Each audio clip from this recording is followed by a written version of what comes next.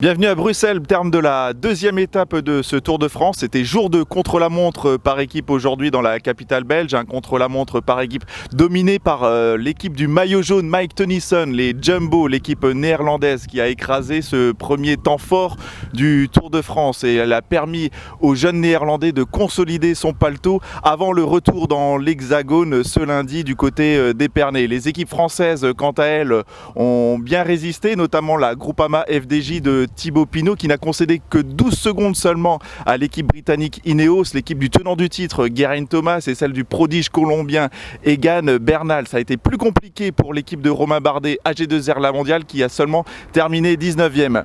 Place au retour en France ce lundi. Aurélien Medeazza, vous pouvez nous en dire plus ? Le final de cette troisième étape s'annonce explosif.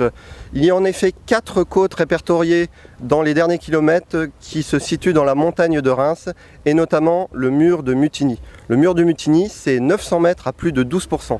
Et quand on sait que l'arrivée est également jugée au sommet d'une bosse, cela va évidemment favoriser les punchers.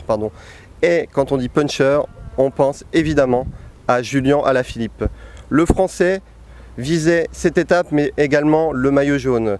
Il se retrouve toutefois à 31 secondes du néerlandais Mike Tennyson. Cela va donc être difficile.